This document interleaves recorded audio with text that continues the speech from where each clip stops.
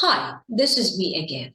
The last 2 years have accelerated the digital transformation processes of companies almost in every sector.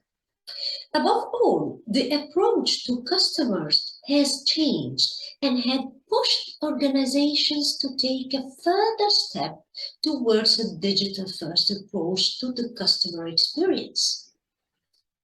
Specifically, in our activity today, which involves dividing participants into various teams that will reproduce on canvas the major three pillars of the customer experience evolution journey. Those main three pillars are the customized and omni-channel customer engagement, in which we will fit 7 teams, the agile working model, in which we will have another 7 teams, and the mindset, test, learn, and adapt, in which we will have 8 teams. Let me first emphasize on each of them. Let's start with customized and omni-channel customer engagement. As you know, the more technology advances, the more it's integrated into our daily lives.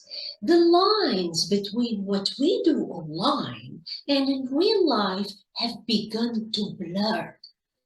As people tend to change their behaviors, marketers and salespeople and customer support representatives will need to react.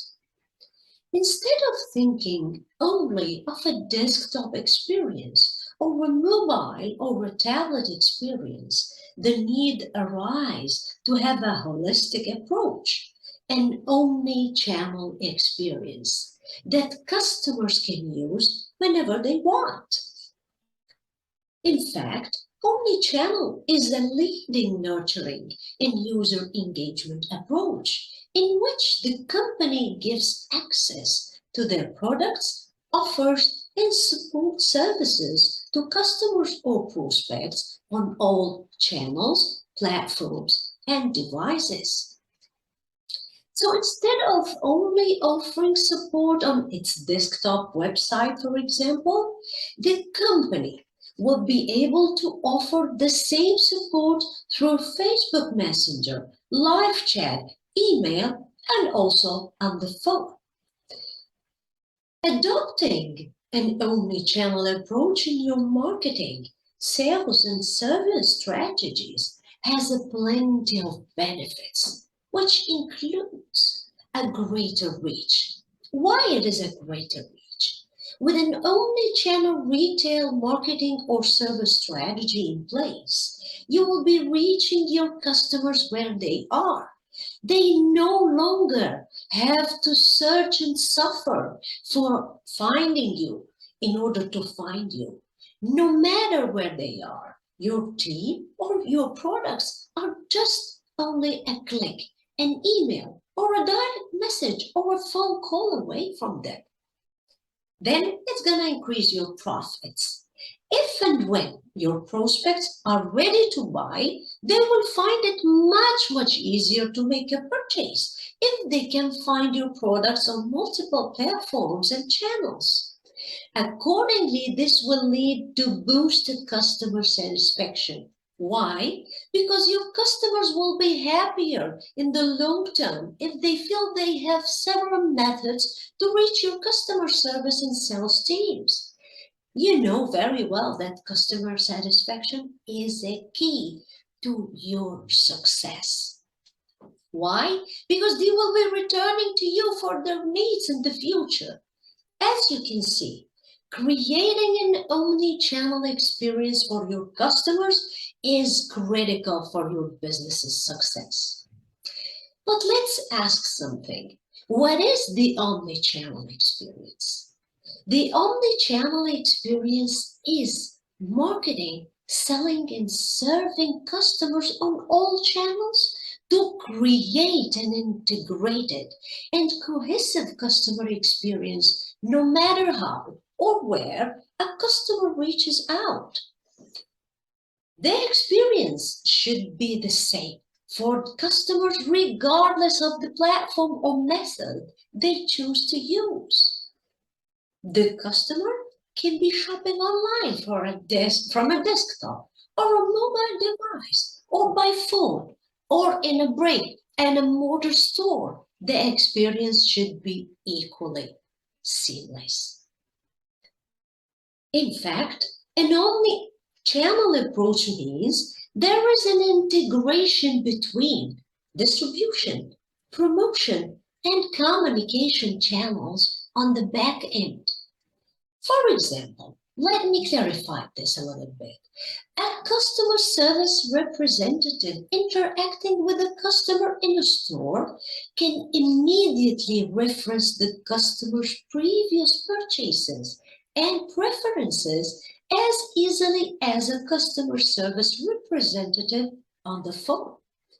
On the other hand, the customer himself can use a desktop computer to check inventory by the store on the company's website, buy the item later with a smartphone or a tablet, and pick it up at a chosen location. You see, an omni-channel approach improves customer service by providing multiple communication options.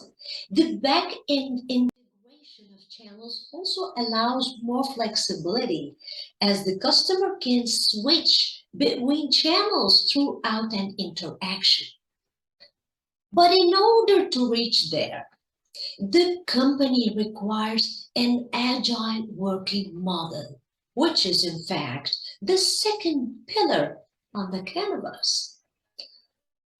Let's say when organizations are strategizing the future of their organization, we often hear the question, what is agile working? Agile working is best and briefly defined by Martini Adler from the 80s. Anytime, any place, anywhere. With the onset and rapid development of technology, office workers are now enabled to work from anywhere in the world. Gone are the days of being wired to a desk with a monitor of the size of a small refrigerator. Those has gone forever. Agile working takes on the belief that work is an activity and not a place. The Agile organization defines it as about bringing people, processes, connectivity, and technology, time and place all together to find the most appropriate and effective way of working to carry out a particular task. It is working within guidelines of the task, but without boundaries of how to achieve it. Boundaries, objectives, and performance indicators have to be carefully agreed, but once free to work in an agile method, employees become empowered, innovative, and more productive. With agile working come improved job satisfaction, better talent attraction, and hopefully a better work-life balance for work team. Employees are more motivated, and agile working leads to a better customer satisfaction and ultimately better bottom line profit for your organization. And this, what we are looking for, this is actually the ultimate goal. Every organization, even within a particular industry, have its own unique way of working. So there are no hard and fast rules about how to do agile working.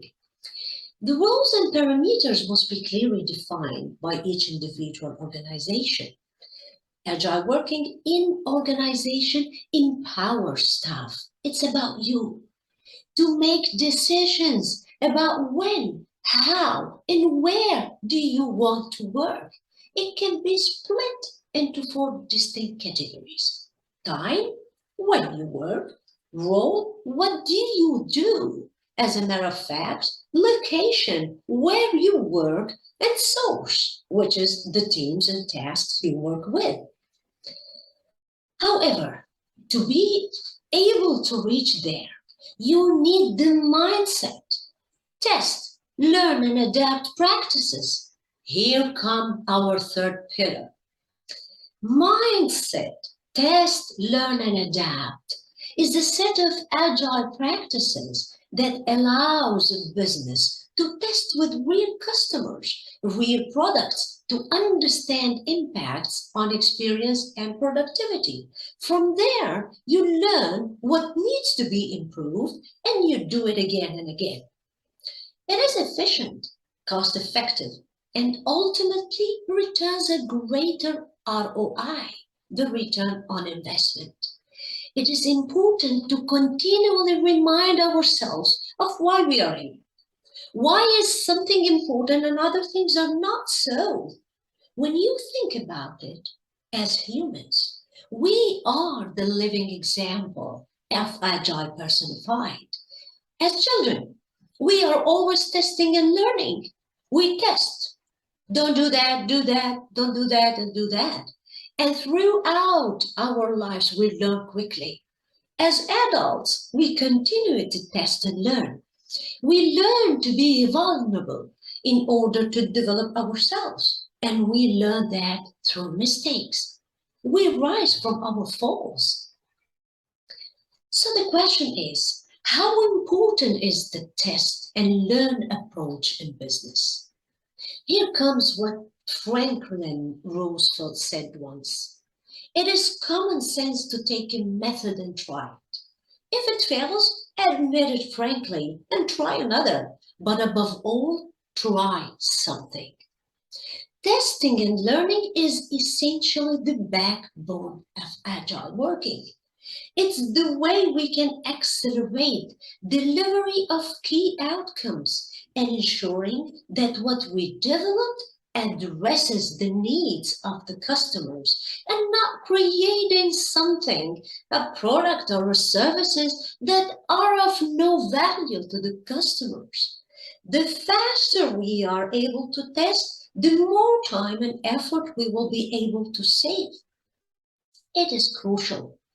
Test and learn helps to de-risk the project in the early stages and enables a feedback mechanism to incorporate in the next iteration. In Agile, we call this a growth mindset. A person having a growth mindset on the other believes he or she can get better with practices. Like, for example, we can say, I haven't done too well, but I believe I can improve. Or I'm just happy to give it a go to challenge myself and learn. Believe me, test and learn is everything. It is how we find our direction when we feel we are in the dark. Test and learn and adapt and thriving in this new era requires a brave mindset. The notion of that we are living in an increasingly volatile, uncertain, complex, and ambiguous is not a new one, and we know that a key characteristic will be adaptability. Some organizations were more successful than others in adapting to a digital world. They in fact revealed that one of the main blockers was a missing mindset. Successful digitalization required leaders with the different way of thinking about customers, services, and processes. This mindset was faster, iterative, and adaptable, requiring new, discontinuous, and sometimes contradictory thoughts and behaviors. We live in a time where our various worlds are interrelated, just like these three pillars of customer experience. Today, we are taking you into an innovation activity where you experience all of this in order to jolt the collective mindset as to the art of possible. I will be sharing with you more details about our today's activity just after the break. In the meantime, if you have any questions, please ask. Thank you so much.